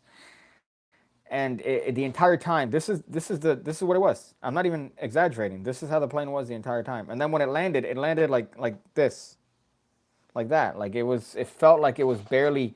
It felt like the guy was driving on manual. Like for some reason he was. I could feel the gears shifting as he was riding that plane. Jesus. What comments just disappear on me? Okay, I see the last one here. How'd you feel? There. Okay. How do you feel about Joe Riflight's cameo on the last episode of the Best of the Worst? What are you talking about? What do you mean? Joe Riflight's cameo on the last episode of the Best of the Worst? Are you talking about in Red Letter Media? No way. Joe Riflight was in Red Letter Media. Let's see. Red Letter Media. Best of the Worst. So you said in the last Best of the Worst. Let me see if I could find it here. There's no fucking way. Best of the Worst. Oh, this is an hour and 19 minutes. Let's see. Okay. Why see Neil Breen here? Uh, what is the could you tell me the timestamp of when it is? The timestamp of where he shows up? That's nuts. Your video was great though. When you get drunk there, you would literally be me and feel nothing but regret for buying a ticket instead of drinking at my local bar in Canada. Right? Yeah, I wanted to do it as a joke. So I'm like, oh, I'll pretend to be drunk. I'll pretend to be drunk in this thing. Sorry, I just saw the shit. It was just a little blip of them calling out the DVDs on the wheel. Hold up, let me see it. Oh, okay, so when they spin it, Joe Reinfleight's DVDs. Stop. Let me fucking see this. Hold up.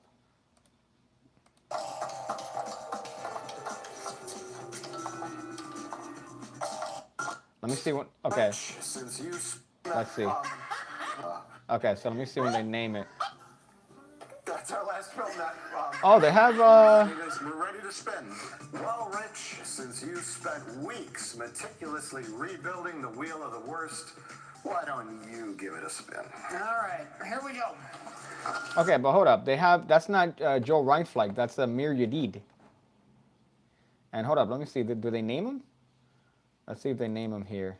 Oh, they do name him. Okay, sorry, I missed that part. Techniques for cocktails. Charity. Let's see. One people. So they have two See? magic videos? Fucking name. He looks like a cross between. Oh, there it is. Right? Somebody out there with Oh, the giant stop. soup and the tiny head. I don't know music. David something. Somebody out there is yelling this name at their screen. His name's David, right?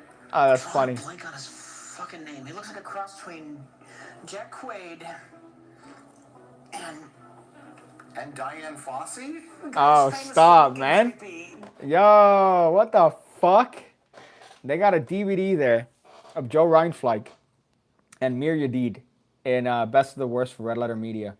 Goat Slick, if you dig deep enough, you will get the connection. Last chance for Very Sexy in the Sexy Box. Gold Slick. I don't get that connection, man. If you dig deep enough, you'll get the connection. Gold Slick. My retardation is really coming out of here, Butcher. I can't believe that, dude. And Miria did. And, dude, that's so funny. I can't believe that shit. So if you're not familiar with Red Letter Media, they just review shitty movies. How did they get... So they got Miria Deed's Finger Fantasies. And they also got Reinfleig's DVD from like the 90s of him doing Rubber Band Magic. Which, by the way, is the cheesiest shit I've ever seen in my life. God damn it. I didn't know that guy went that far back. Watch the Neil Breen episode? Yeah, I saw it. I've seen it like 3 or 4 times already. It's probably the funniest fucking thing. Where he's Neil Breen, who's a notoriously bad director, is telling you how to, make movies while simultaneously having the worst framing of any video. It's the best. It's art. That's art. I thought you sent it in or something. That would be fucking tremendous, man. I can't believe but they had 2 magic videos then. They had Reinfleig and then they had fucking Miri did. So I don't know if they did that on purpose. They were just looking for like niche old videos. But fuck. Did he see that? Because I know he's a little bit active now as of late on Penguin Magic. So that'd be great for him to see that. Are you going to do a React live stream like a while ago where we sent you links of whatever? Yeah, when this is not how I'm streaming, I would gladly do that. But unfortunately right now I'm streaming like a retard. If you like Red Letter Media, watch the YMS. I don't know. I'm not a huge fan of YMS. There's Ralph the Movie Maker that I like typically on YouTube when it comes to that. But Red Letter Media is really the only ones that I watch when it comes to movie stuff. That and... there's another one, Bad Movies with Mark. I forgot what his name is. Let's look up Bad Movies. That guy really got the SEO there. I forgot what his channel name is, but this guy's also great. Fanboy Flicks. So this guy's tremendous. And I love that he's been on YouTube for like 10 years, and he's got like 176,000 subs. So he's in the, not the same boat that I am, but getting there. Getting there. This guy's tremendous. He does movie reviews, and they're quite humorous as well. But that's what I watch on YouTube. I don't watch like magic stuff. I watch I watch movie reviews. I watch other stuff that kind of steal the fucking jokes. Sam Hyde. Half of my jokes I steal from Samuel Hyde, from Sam Whitcomb Hyde. That's where I get my jokes from. Horror movies. Dr. Wafula. He's hilarious too. YMS is kind of me. Ralphie Boy was my favorite back in the day. He sort of burned downhill recently. Got burned out. Yeah, I feel the same. I remember the same about like H3H3. I'm sure people feel the same about me. But they're like, man, I miss your videos from back in the day, man. I like how you used to do videos, man. I like that. I like the old piggy. It's always been the same. Or it's never been different, my friends. It's always been the same. Let's see. Have a good night. Oh, yeah, Ron P, you have a good night too, man.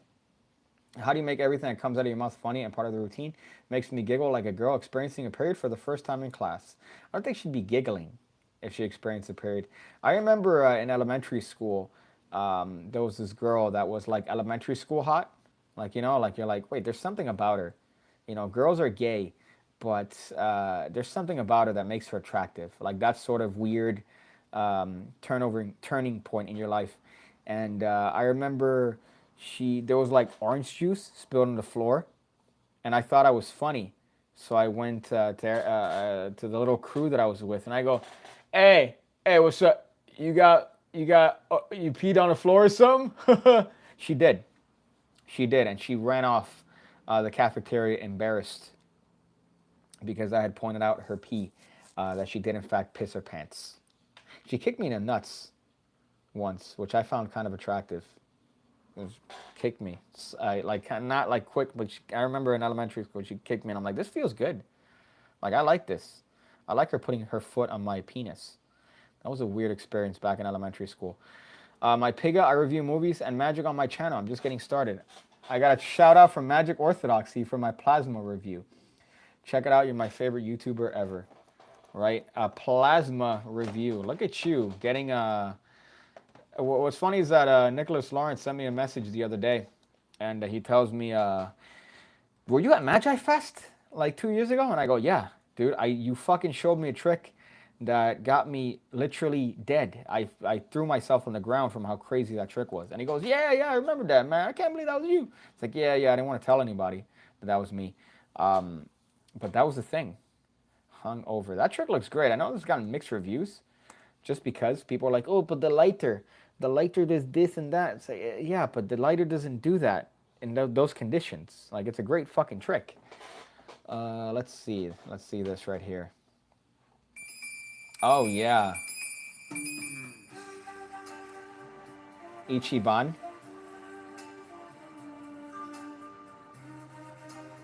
What did you censor there? What, you censored something on the first on the plasma thing. Let's see what you censored. I'm trying to go back here. Oh, the code. Okay. Man, good masking job, bro. Good masking. Damn, man. Okay. I've gotten shit before because I've flashed something from a review, and it ended up being like what do you call this? The code, and they said, "Oh, I thank you for the code, man. I saw the tutorial." I'm like, "Bitch, you have to buy it to make it anyways." Let's see this.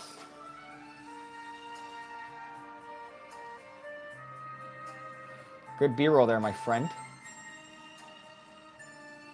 I imagine this is the best type of what do you call this? The best type of not reaction, but the best type of What up, everybody? Hungry and Hung over here. It's great. Is another review. It's the funniest shit. I love that it's so right off the bat, what I love is the aesthetic, right? Hungry and Hungover, the aesthetic of just the Colt 45s.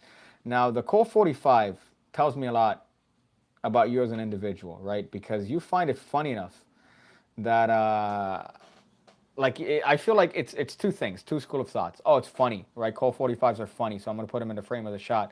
Or I generally drink Colt 45s, and I decided, hey, fuck it, why not just use this as a little bit of a backdrop for my videos. Do you enjoy Colt 45s? I had to look here. I realized. I'm sorry. I'm used to looking here. Do you enjoy Colt 45s? Because Colt 45s are pretty rough, I gotta say. I think I had one once, and I felt homeless. By Nicholas Lawrence. Now, this came at the perfect time because I was going to buy Smooth by him, which was the chapstick penetration. For a second, I thought you were gonna say that you were gonna get Smooth by Jabrizi, and that seems like the type of guy that the type of name that Jabrizi would have for a trick. Rubik Motto says, remember when I told you that my crush keeps asking for more magic to me on one day when you're playing Minecraft? Now she's my girl. Bless you, Piggy. Hey, there you go. That's what I'm talking about. Smash that puss, all right? Smash that when it comes to, you show her a trick one day, and then the next day she's going to be showing you a trick, right? And by trick, I mean that she's going to be doing this around your uncircumcised penis. That's what the trick is. Let's see the rest of this plasma. And I always have my butt. Hungry and hungover, you said, oh, whoops. Okay, sorry, hold up. You said, dude, I literally wear a beer helmet in my other magic videos. I love anything alcohol. Yeah, I know, obviously. But Code 45, I don't think I could, I can't consider Code 45 to be alcohol. Like, Code 45 is on a different level entirely. Like, I would put Code 45 in the same category as I do EBT, right? Like, I put Code 45. I'm sure you could use EBT to get Code 45. I'm pretty sure it's one of the ones. It has a loophole. Buy this model if you're You have lighters here. fucking happen. But anyways, the main problem around people that's Okay, I'm skipping through this because it's a magic video. And I don't know if you know this, but fully I fucking hate magic videos. How examinable is the lighter? Very examinable. It's bullshit. Global bullshit. I call bullshit. Bullshit. do not, I repeat, do not hand out this lighter to anybody. Don't Okay, so they say it's examinable. You wouldn't say it's examinable? 8% gets the job done. How do you feel about menthol becoming illegal in the U.S.? Well, here's the thing. I mentioned this in a video. I haven't done this in a live stream yet, but right. So I think the FDA is proposing a ban on menthol cigarettes, and I'm like, man, that's not a problem. Yeah, menthol cigarettes, that sucks because it's it's freedom. You should be able to smoke whatever you want. Like you should be able to get a pack of menthols if you want some Newports. And then I see that they said, oh, we're also considering the ban on flavored and infused cigars because we want to make sure that young children aren't attracted to purchasing flavored and infused cigars that we feel are being marketed towards teenagers. So, because of that, along with the menthol cigarette ban, they're probably also going to remove flavored and infused cigars. Let me tell you something about flavored and infused cigars, my friends. I love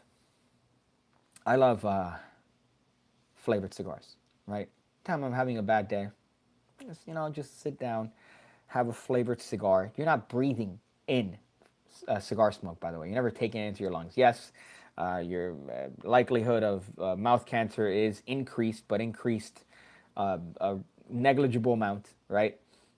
You're smoking cigars, and it's a nice, I would say, meditative endeavor, right? I like it. I like the taste of the coffee ones. I like the taste of Drew Estates has some wonderful ones. So they're going to probably remove flavored cigars. And how does it make me feel? A little bit upset, a little bit peeved, I would say. Enough for me to maybe take out my anger in the form of self-defensing a mall, right? Enough for me to, I don't know, find an nearest school and change some lives. It gets me upset. It gets my gears grinding. You know what I'm saying? It gets my, what's it called? The pistons. It's the equivalent of taking the oil out of a car and then having the pistons just go up and down, right? That's the equivalent of what it is. And does it make me upset? Yeah, I feel like it makes me a little bit upset. It makes me want to find the FDA office and maybe feel a little bit like my life is in danger and I have to defend myself. You know what I'm saying? I hope the FBI number knocks on my door and says, hey man, we've seen your videos and we're fucking here because you made some threats directly at the FDA. Of course I'm gonna make some fucking threats at the FDA. Flavored cigars being geared towards children. Are you retards? Are you morons? What does that even mean? What does that even mean? They're not geared toward, no child or teenager is going, I'm gonna go get some flavored cigars. What, so they could roll weed in it? That's different. Those are different than premium single leaf rolled cigars, you fucking retards. I'm done. I'm not happy. I'm not happy, my friends. I feel very upset. And when Pigcake gets upset, he takes revenge. And when he takes revenge, well, people's lives change. So, you know what? I'm not gonna let it affect me, okay? I've had a good day today. Let's see, we've done this for an hour and 40. I'm going to end this in probably a little bit here, but let's see what we're talking about here. Yeah, when I think Cuban, I think flavored cigars. You've dishonored your entire family bloodline. Okay, I've already dishonored them in many different ways, all right? Most notably magic tricks. So it's okay that I smoke flavored cigars. I still enjoy unflavored cigars every once in a while, okay? But still, I don't understand it. So now I think they're looping in the fucking Dutches, and they're looping that in with premium single leaf rolled cigars. They're looping those in together, which I think is a giant fucking mistake because they're very different. But, you know, whatever. I would say, hopefully it doesn't happen. And all I'm saying is this didn't happen under Drumpf, okay? This didn't happen under Drumpf. Maybe the jewels were a little bit questionable then. There was a little bit of a thing, a kerfluffle with the jewels, but that just gets my gears grinding. Do you guys have the little candy sticks in the U.S.? Kids always pretended they were cigarettes. You know, funny enough, there's a store nearby. I'm sure Butcher will tell you. There's a store nearby that they sell that. They sell those little. I thought they took them out of the market, but they're chalk, right? And they come in what looks like a cigarette box, like a Marlboro cigarette pack. I don't know what you guys call it. Well, you guys call them fangs over there, right? Those are the technical terms I've heard. But we have the little fake cigarettes. So it comes in a cigarette box, and then the kids, back in the day, the real hard kids would light it. And then they realized that chalk smoke smells like shit. They banned it in Canada, but legalized pot. Oh, boy. Yeah, how does that make sense? Saying flavored cigars is sacrilege. It's like saying wine made out of different fruit is sacrilege. It's an enjoyable experience. Yeah, it's a very enjoyable experience. And you know what? It's not one that's going to be taken away from me. They came with Spider-Man fake tattoos. Could you imagine? You know, by the way, you could tell the kids that were going to get into some civil trouble based on their placement of fake tattoos, right? So in elementary school, you'd have the people, oh, look, I have an Oreo tattoo. I have like a fake Oreo temporary tattoo. And you have the kids that go, hey, look at this right here. And then you have some girls that put it on their lower backs, the temporary tattoos, right? I'm like, okay, you're going to grow up to be a wonderful example for your daughter. And then you had the people that are definitely not going to make it to 18, which is the people that put the temporary tattoos like here, you know? I'm like, okay, well, you're definitely not going to be anything good for society. And those are the ones that, by the way, in the 90s, they were doing this. Not recently. I guess the face tattoos weren't super popular back then. But in the 90s, when I was in school, they would be doing this. And you would realize then, okay, you're not going to make it to 18.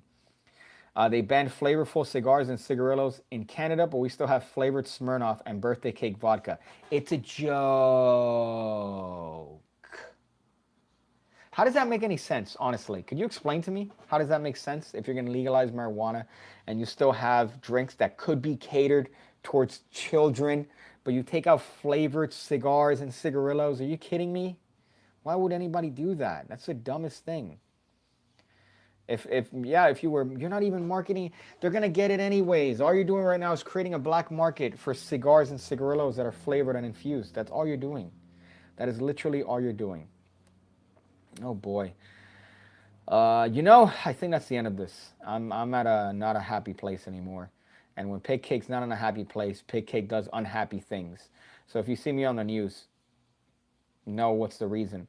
The reason is directly tied to the FDA banning the best cigars, okay? But apart from that, thank you guys for watching. Oh, we have U.S. Food and Drug Administration. God. We have U.S. Food and Drug Administration saying, calm down, sir. You listen, all right? If somehow I have access to your facilities, my friend, just know, all right? Just know you had it coming, okay? U.S. Food and Drug Administration, just know you had it coming, my friend. This was your fault. It wasn't my fault. It was your doing. Or actually, rather, your undoing. Of course, it's a joke, right? Of course, that's all in jest. I don't mean that. That's a joke. Oh, look at Piggy making jokes again. Right? Okay, guys. Thank you guys for watching. I'm going to go, I know. I'm going to go shower. Apart from that, make sure to enjoy your day. And thank you for watching. Thank you guys for watching. It means a lot on these Fair Wednesdays to do these little hot streams. Glad to see you guys around. Apart from that, make sure to stay safe. And if you're the U.S. Food and Drug Administration, don't go to school tomorrow. Don't go to school tomorrow. Don't go to school tomorrow.